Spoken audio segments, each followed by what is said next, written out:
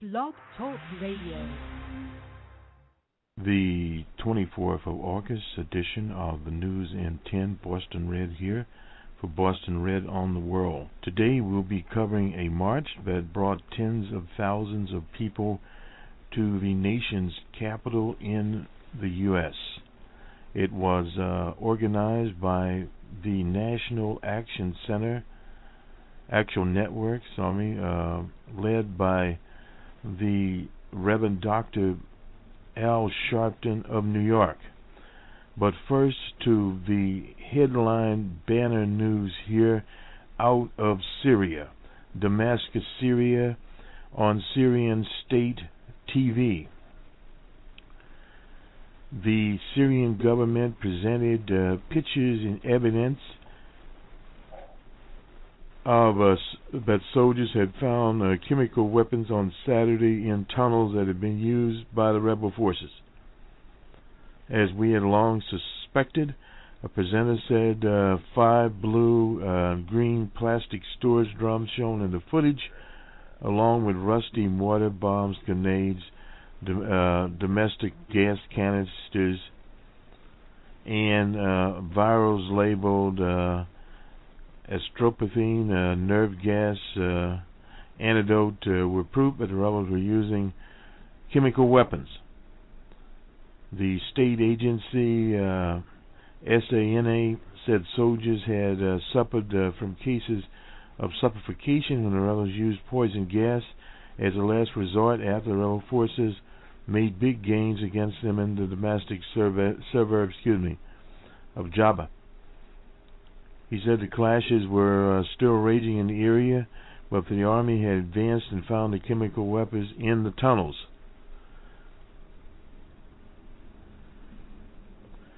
Now, what is happening there is an important situation and an important development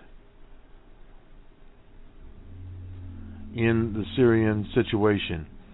At the same time, the American government in Washington is planning military strikes against the Syrian government, units of the Syrian army, the Air Force, and defense units.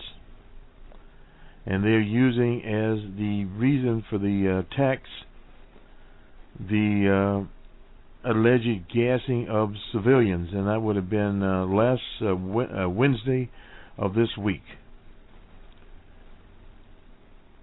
Over 500 people were killed by gas. Now, and this is the Reuters dispatch fired by pro-government forces. Now, when you start talking about pro-government forces, who are the so-called pro-government forces?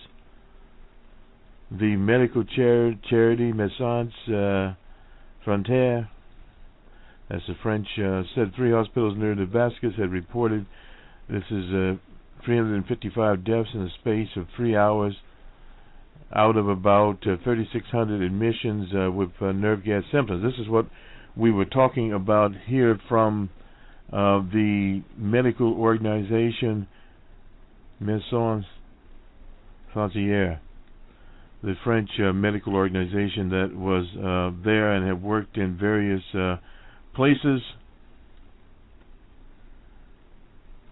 Now, the Russian government has called upon the Syrian government to let some inspectors in. But here's the problem. The problem is not that the gas is present. No doubt they will find the gas.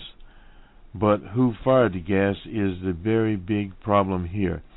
We had weapons of mass destruction supposedly in Baghdad, and there were no weapons of mass destruction. In fact, they went to a big propaganda program claiming that the government of the late Saddam Hussein had obtained this from through Niger, and it was not true at all. So another hoax perpetrated on the international community to intervene in a country. The chairman of the International Affairs Committee of the lower house said in London they are convinced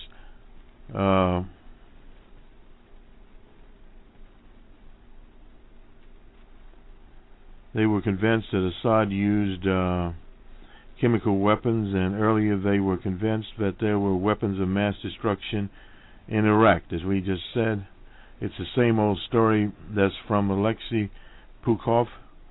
He is the chair there, and the whole scenario itself is very illogical, because first of all, the forces of the Syrian government, the Assad forces, are winning this conflict. They do not need to resort to those types of weapons. The ones that are losing the conflict would want to enlarge the whole conflict. Now, again,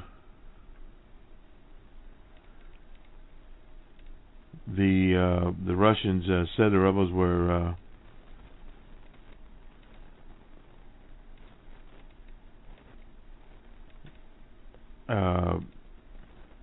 pushing or impending an inquiry, and that Assad would have no interest in using poison gas for fear of foreign intervention. There's no doubt about that. President Assad is not suicidal, and that's from a senior criminal lawmaker, Igor Morovit. That was from the Interfax news agency.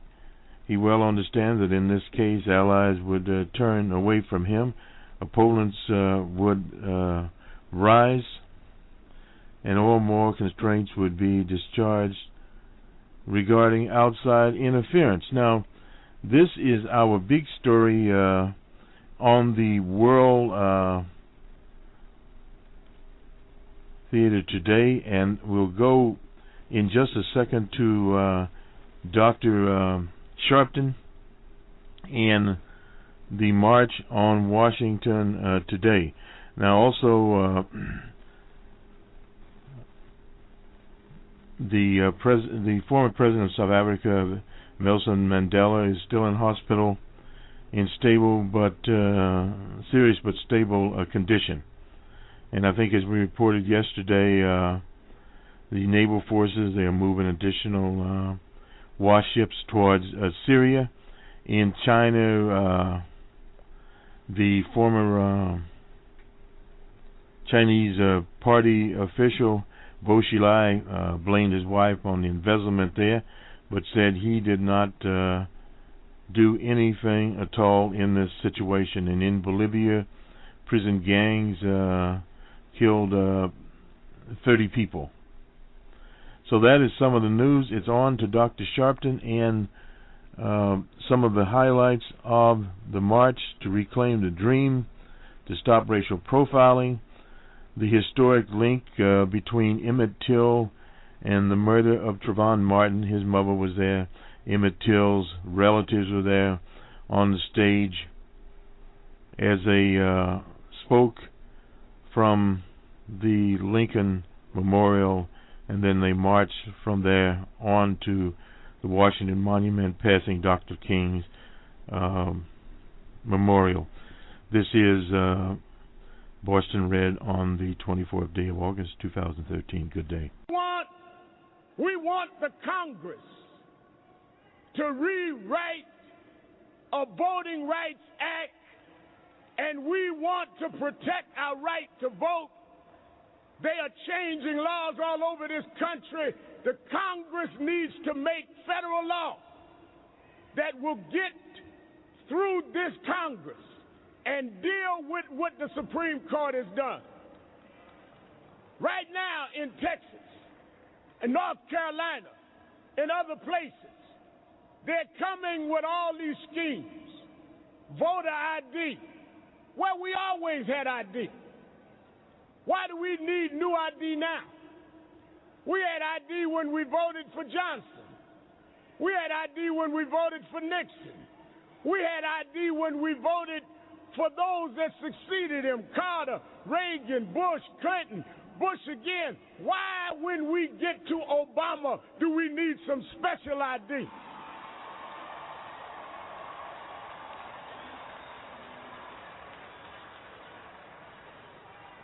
But I tell you what we're going to do.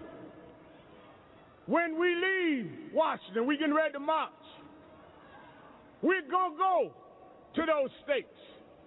We're on our way to North Carolina. We're on our way to Texas. We're on our way to Florida. And when they ask us for our voter ID, take out a photo of Medgar Evers. Take out a photo of Goodman, Cheney, and Swerner. Take out a photo of Viola Luisa. They gave their lives so we could vote. Look at this photo. It gives you the idea of who we are.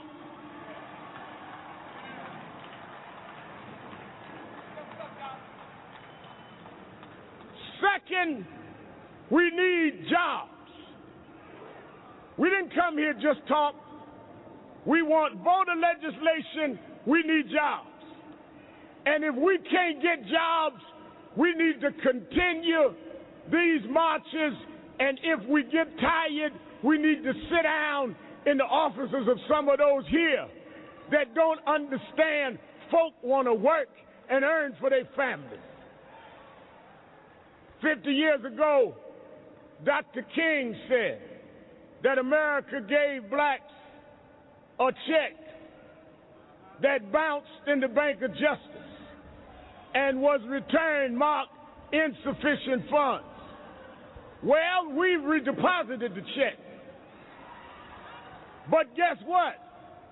It bounced again. But when we looked at the reason this time, it was marked stop payment. They have the money to bail out banks. They have the money to bail out major corporations. They have the money to give tax benefits to the rich. They have the money for the 1%. But when it comes to Head Start, when it comes to municipal workers, when it comes to our teachers, they stop the check. We gonna make you make the check good, or we gonna close down the bank.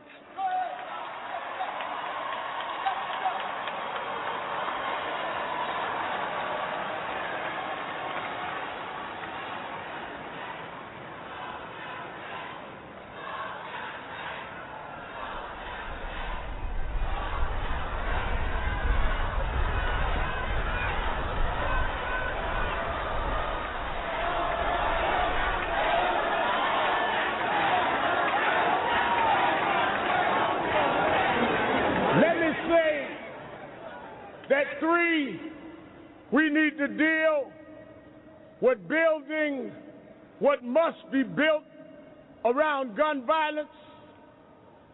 We cannot sit around and watch the proliferation of guns in our communities and in any community. We've got to fight against this recklessness that make us so insensitive that we shoot each other for no reason. Let me say to our young brothers and sisters, many that were on the program, we owe a debt to those that thought enough of you to put their lives on the line. We owe a debt to those that believed in us when we did not believe in ourselves. And we need to conduct ourselves in a way that respects that.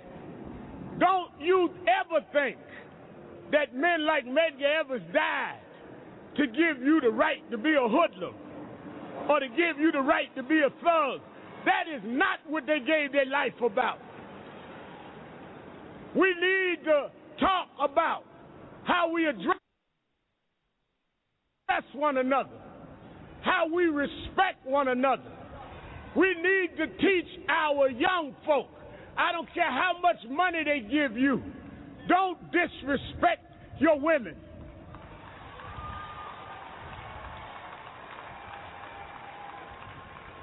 No matter what they promise you, make it clear that you know that Rosa Parks wasn't no hoe and Fannie Lou Hamer wasn't no bitch.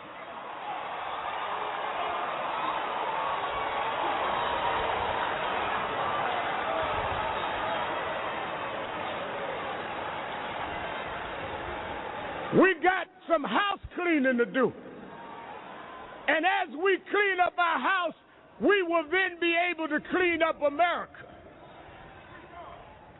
Let me say, as we fight for voter rights, as we fight for jobs, as we fight for immigration, as we fight for equality, let us not try and limit the coalition. We need all of us together. These bogus arguments about, well, they didn't suffer like us, or they are not as bad as us. The most insane thing for sick people to do is to lay up in the hospital debating about who's the sickest. We all need to unite and get well together. We should not be comparing pain. We ought to be strategizing and coalescing for all of us to have equal justice under the law and equal opportunity. You know, I want to raise this, and then we're going to do something I think special, and we march. I keep hearing people talking about Dr. King's dream. When I was younger, I said to my mother, my friends say, why are we dreaming? You need to be awake to fight.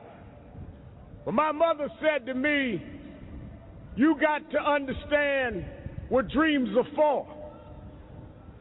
Dreams are for those that won't accept reality as it is. So they dream of what is not there and make it possible. They will romanticize Dr. King's speech, but the genius of his speech was not just the poetry of his words. The genius of his speech is with bloodshed in Birmingham, with Medgar Evers having been killed, with James Farmer, one of his co-leaders, in jail. He didn't stand here and discuss the pain.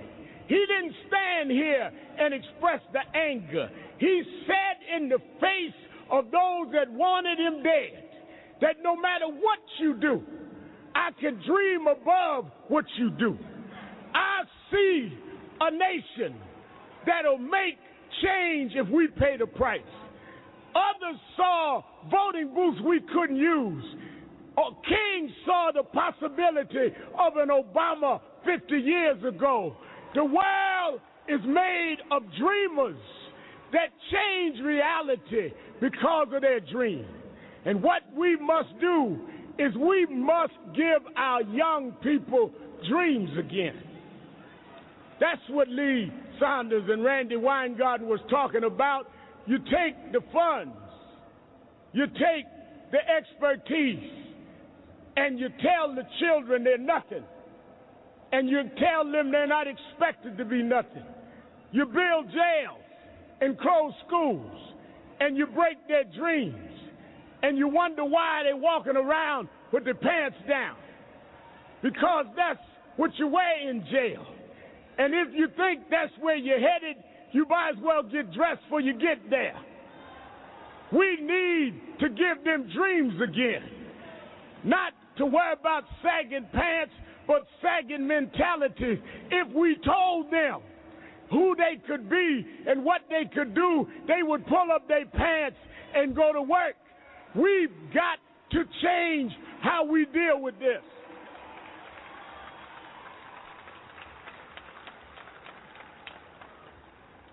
So we come to say that we are leaving here as they did 50 years ago. And we're going to do nonviolently what is necessary to put the climate in this country that will lead to a Voting Rights Act. We're going to do what is necessary to do what we have to do nonviolently, to have a jobs bill based on the infrastructure. We're going to register voters in each state. We're doing town hall meetings in the next 60 days. We're going to target numbers and target districts. We need to bring new voters to the polls based on the principles and objectives of the movement. I don't know much about cooking, but I did learn how to make pancakes. My mama taught me all you got to do is put down the stuff and just flip it over. I don't know that much about politics, but I know how to do some flipping. And we need to flip some folk in Congress next year.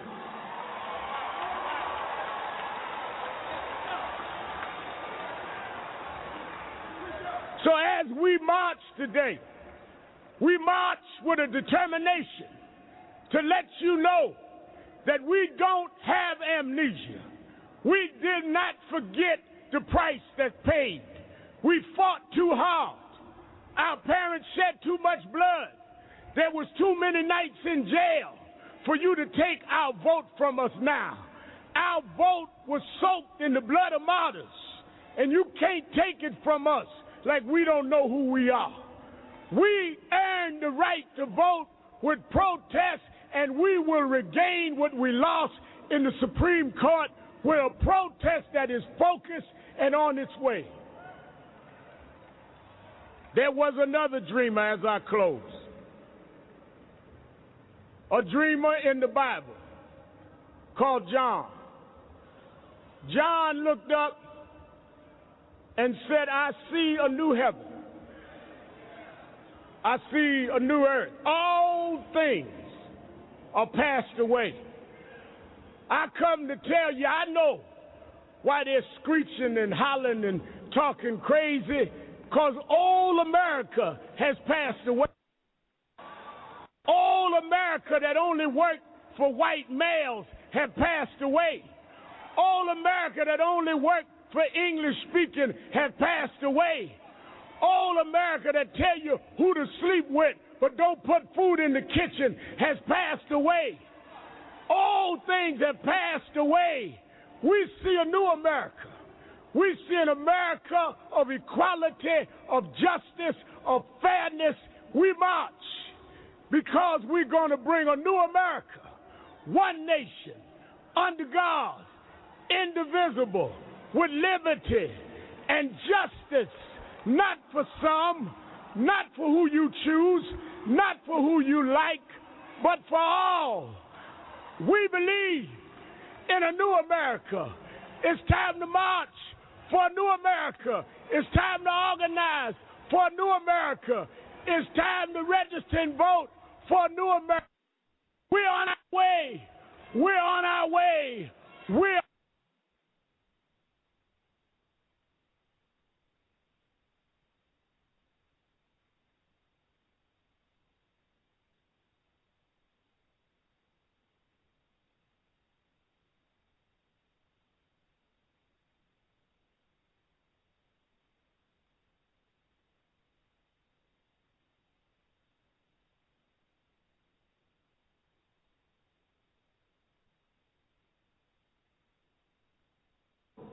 and a long journey. Reverend Charles Williams, Reverend Toulis, Bishop Curry, Reverend Richardson, Kevin Powell, all these young leaders, Mary Pat Hector, Tamika Mowry, Janae Ingram, Dominique.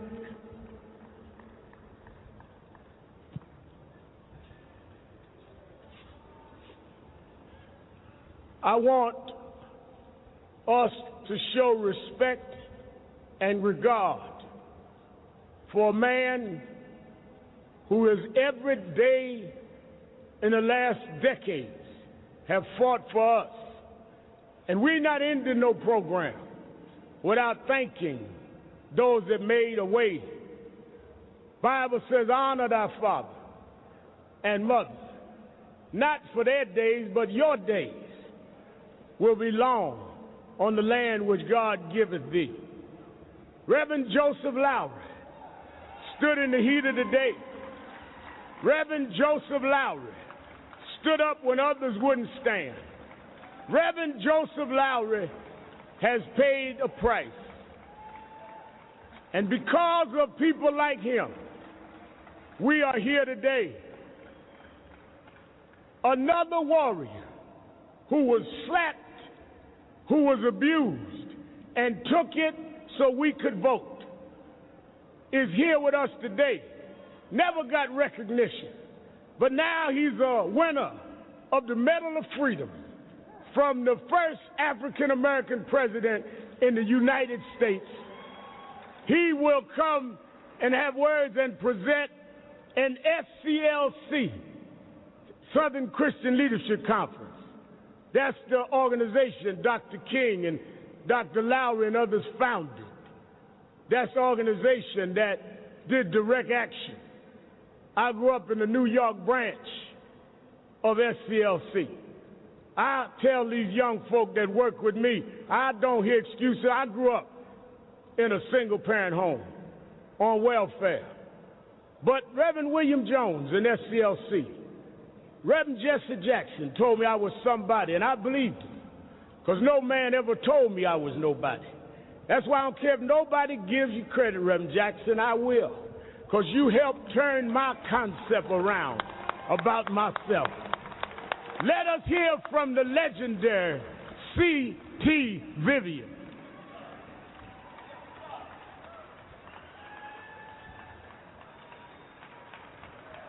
Did I forget anybody? Thank you, my brother.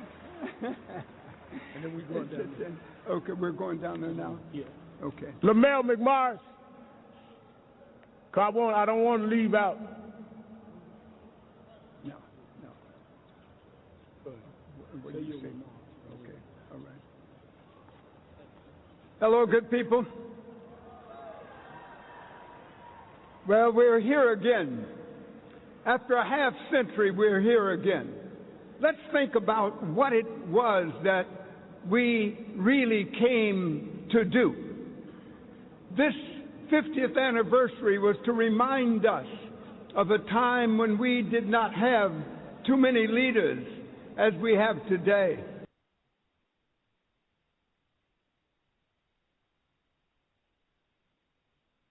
This is but more than that, is to remind us of what we did in the past, but only for a minute, for we have to really think, what are we going to do when we go home? What are we going to organize around? What problems are we going to solve? What are we going to do? Because we have to position ourselves to really to solve the problems of our immediate future. In a short time, we changed the most powerful nation in the world. We really made it speak to us when it didn't want to speak to us. We made it lift its head and pay attention to Black America when the day was gone in their mind, when they would not have to think about it. But the most powerful nation in the world had to listen to us and is giving away for our future as they pass off the scene. The change, our changing America and saving ourselves became the greatest drama of our time.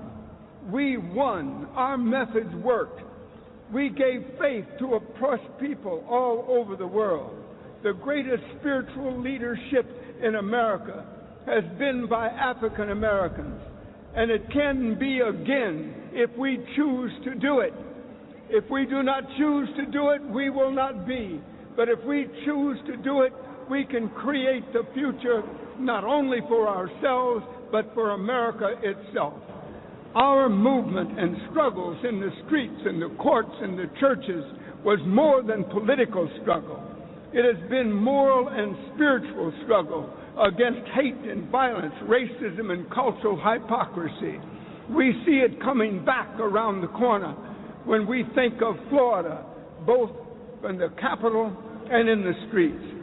And when we think about it, it makes us understand that the problems we have to solve immediately, the now problems, is that the long-term problems we will wait for later, but right now we have to organize to deal with the immediate problems so that we can have the victories we need to solve the long-term problems. And we can solve them.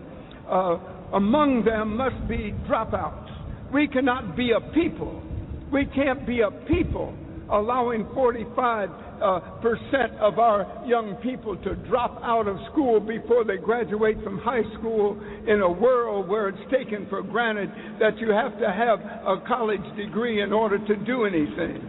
We can solve that problem if we choose, and we can do it on a daily basis and for the next year. We can't be a thriving, successful, forceful nation of people. How did W.B. Du Bois call us? We are a small nation of people within. And if we can organize it, we will be the future. Not only looking at those who create the future, we can be the future. And this is what we've really been working for during the last 50 years. We must organize to win. Organize every segment of life. Our fraternities and sororities are already organized, already educated. So let them be those who educate those who have dropped out. Organize around people who have the knowledge, just like we do when we are listening to Al talk about politics, is that it wasn't a quick minute. He's been at it for a long time. We listen to him on TV because we know that he has the knowledge we need. And when we think of that, let's think of those who have the knowledge and plan to educate every dropout who wants to lift themselves above it. We can do it because we have the people to do it. And if we organize the people that we have, the tomorrow is ours. If we fail to organize, we will not have it. Add any and every problem of now, these problems of now, voter registration. It is well to have it, but we're going to have about 700,000 people organized in every block in Black America in order to make it work. If you don't want to work, you can't have it. If you're willing to work, you can have whatever you want. That will be ours. We can solve any problem we have. All our major organizations talk of joining together. Every organization knows that this could create a new movement, and a new movement. We need those that can lead it. We need those that are their own leaders to create a world in which we can operate. Let us not forget, we're still the new movement for change, the new people's movement for change. And every struggle makes a greater struggle necessary. This is what we're here for. Let us leave here to do it. Let us call the chairman, Bernard Lafayette, to join C.T. Vivian in presenting this award. Okay. You want to go down the steps now? Yeah. Okay. Where's Bernard? Is Bernard Lafayette going to present to you?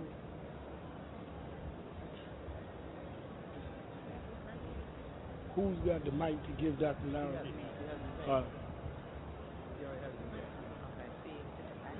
Dr. Joseph Lowry, here he.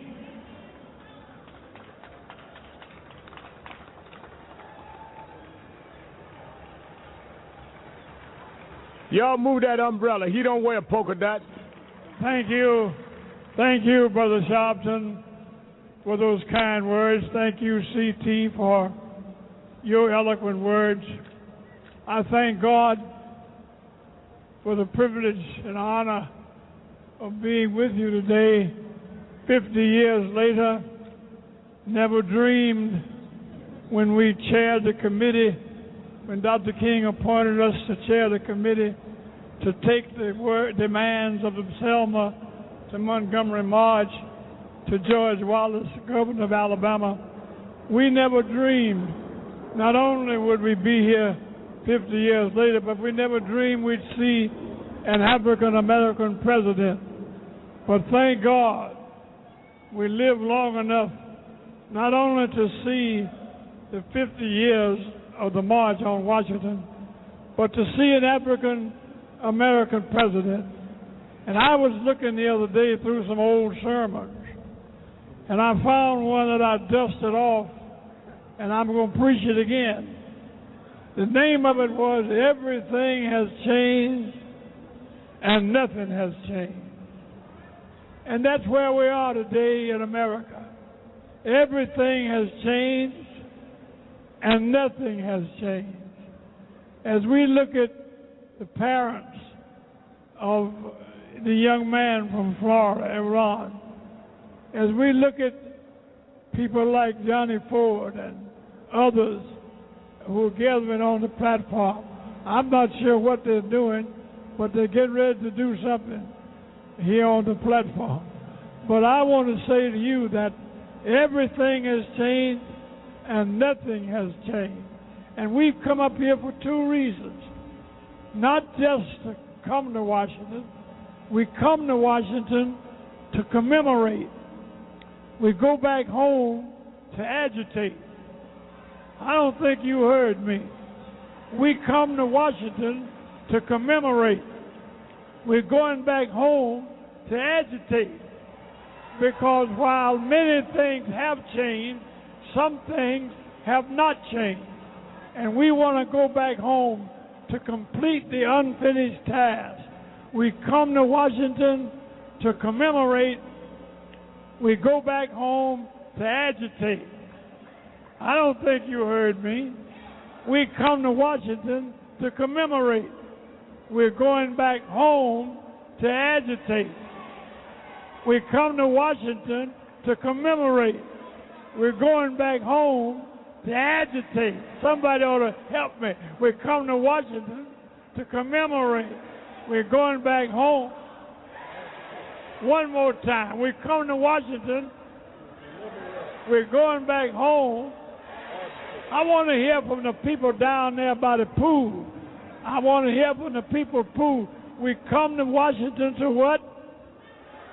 And we're going back home. We've come a long, long way, but we've got a long, long way to go. God bless you, and God keep you. Thank you for acknowledging me.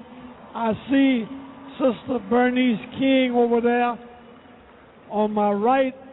She's up here. I didn't want Martin to do all the talking and not let Bernice say anything. I stand with the women. You're not going to get me to take a position against the women. Hello. Hello. God bless you and God keep you. We're going to work for that day when justice rolls down like waters and righteousness like a mighty stream. Work for that day when black will not be asked to get back. And when brown can stick around. When yellow can be mellow. When the red man can get ahead, man. And when white will behave all right. God bless you and God keep Reverend you. Joseph. We come to Washington to commemorate. We're going back home. Reverend Joseph Lowry. Give him a hand. Now wait 1 minute. Are we ready to march? Yes. Now don't start ganging up, because we're doing this orderly. Elder Bernice King is going to give us a prayer. And then we're going to line up. Y'all that's ganging up, y'all, be cool. You ain't going to be up front no how. Why do we march? Governor DeFal Patrick is here from Massachusetts. Say he didn't want to talk. He come to march. We march because in the 50s it was Emmett Till. Now it is Trayvon Martin. Let me bring to this platform together the family of Emmett Till and the mother and father and brother of Trayvon Martin.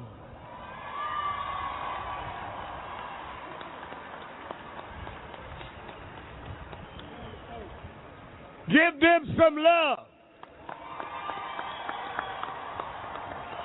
You ready? You got 1 minute. You got the rest of it. Thank you. They say I have 1 minute. I wish they had told me that in Mississippi when they tied that cotton sack on me. They were very generous with the time. It was from sun to sun. But on this day, 58 years ago, was the occasion for the dream. My cousin and I, Emmett Till, Maurice, my brother, Wheeler Parker Jr., my nephew. We went to a little town in Money, Mississippi. And while we were there, Emmett whistled at Calvin Bryant. Because he whistled, he was killed. He was shot in the head, thrown in the Tallahatchie River. We cried, our hearts were broken. The Bible said there's a time for all things under the sun. There's a time to weep.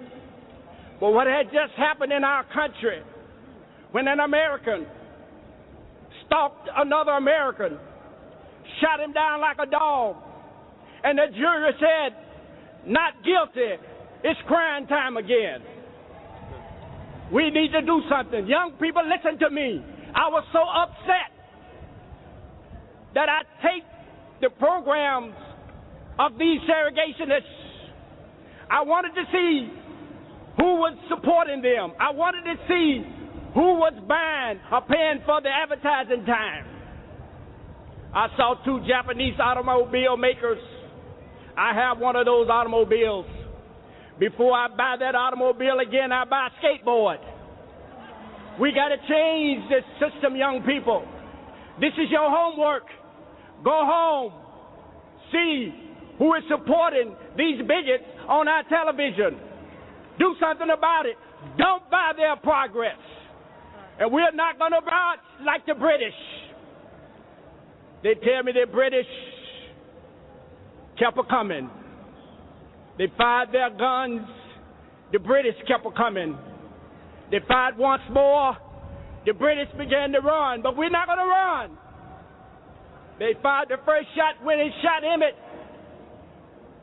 They fired the second shot when they shot Medgar Evers. The third shot when they shot Dr. King. But we're not going to run. We're going to march. And we're going to change this system. Thank you so much. The mother of Trayvon Martin, Miss Sabrina Fulton.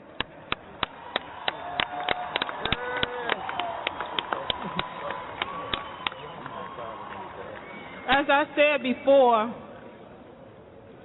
Trayvon Martin was my son. But he's not just my son. He's all of our son, and we have to fight for our children. Yes. It's very important that we not forget, that we make sure we're mindful of what's going on with the laws. And remember that God is in control. Amen. Thank you. Let us prepare to march. We will be led in prayer, and we will line up. They will get you grid by grid. But let us hear from the one who convened these 5 days, the CEO of the King Center in Atlanta, Georgia, Elder Bernice King. Yes, yes. Oh.